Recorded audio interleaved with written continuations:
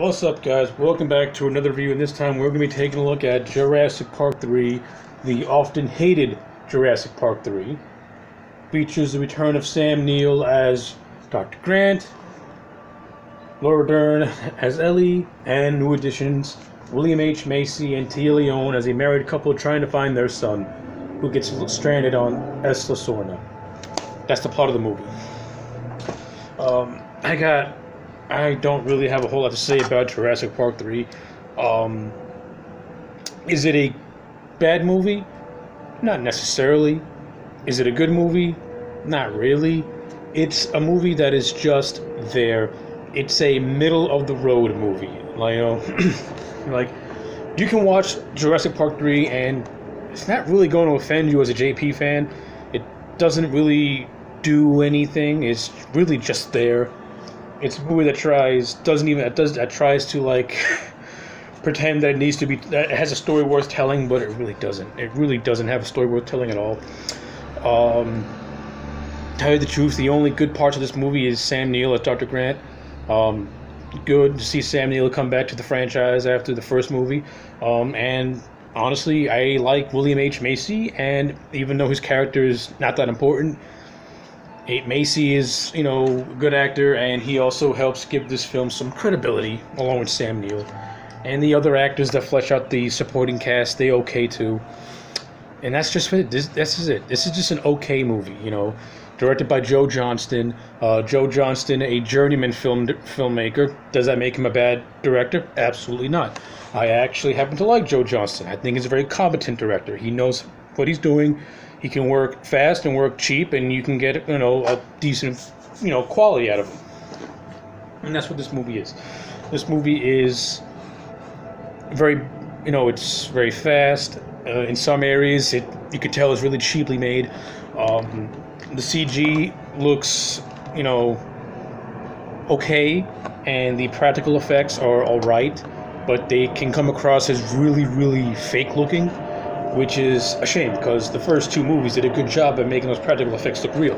This one does the exact opposite job of doing that. And the biggest problem is because this movie takes place mostly during the day, and it really, really affects the quality of your practical effects in terms of showing them in nights and in shadows where it can come across as real looking. When you do it in broad daylight, you really see just how animatronic and fake looking the dinosaurs look. Now there are certain things in this movie that I do like. There are certain scenes I do like. I like the whole birdcage scene with the pterodons. I thought that was really, really cool. There's this near the end. There's this scene where the new dinosaur, Spinosaurus, is attacking the characters on a boat. That scene's okay.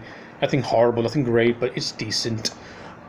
Speaking of the Spinosaurus, I don't like the Spinosaurus. This movie, takes the T-Rex from 1 and 2, the badass with the T-Rex, and to get the Spinosaurus over, they completely have Spino demolish Rex within a matter of seconds, which I was not a big fan of. Like, the T-Rex was badass in the first two movies, and in this movie, you make the T-Rex a bitch. Don't like it. Not a fan of the Raptors. Not really a big fan of the overall look of the Raptors in this movie. They come across really jarring to me. I'm not a big fan of the whole Mohawk look. I wasn't digging that at all.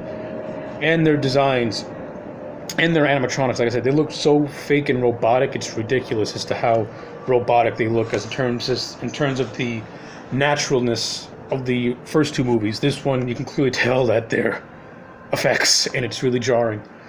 And it really is bad. This Jurassic Park 3 plays that more like a parody of Jurassic Park than an actual sequel. It does things that I'm not a fan of, which is one of the best things about Jurassic Park 1 is the relationship between Dr. Grant and Ellie, especially Grant's character arc, where he goes through this whole thing with Tim and Lex. And when you get to the end of that movie, you can pretty much see that he's a natural at parenting kids and being a guardian of kids, and he actually grew to, care for these kids, Tim and Lex, and you can see that at the end of the first movie when he and Ellie share a look with one another.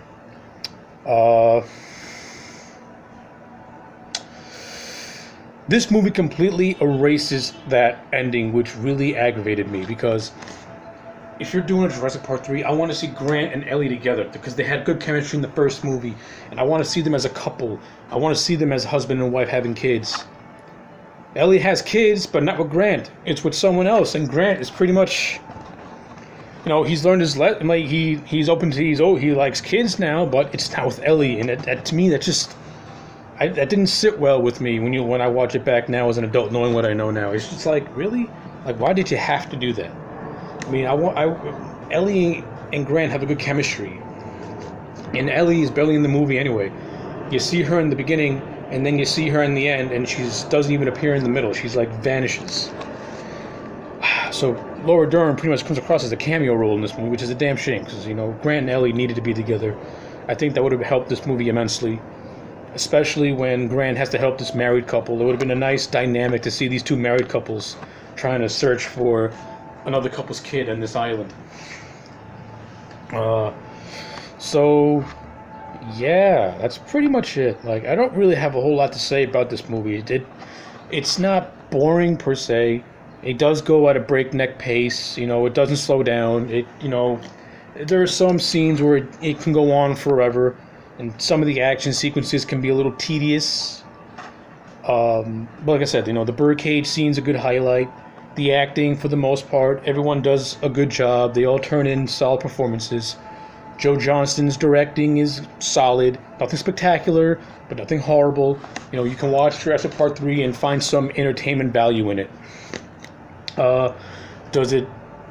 Now, when you compare it to the last two, is it a good movie? Absolutely not. The other two movies completely demolished this thing. This is just a middle-of-the-road, above-average movie with a basic plot that's not that hard to follow. It's fairly simple. The action sequences are okay. The dinosaur looks can be hit and miss, and that's about it. The only thing that this movie has that's good is Sam Neill's return as Dr. Grant, because I like seeing Dr. Grant. Because I like the character of Dr. Grant, and I like Sam Neill as Dr. Grant. That's about it. So yeah, at the end of the day, I'm going to give Jurassic Park 3... I'm going to give it a solid 6 out of 10. It's not as horrible as people want to make it out to be, but at the same time, you can definitely see why it's not good.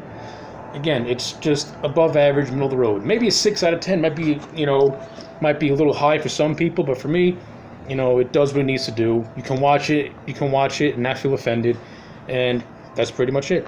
Anyway, let me know what you think about Jurassic Park 3 in the comment section below.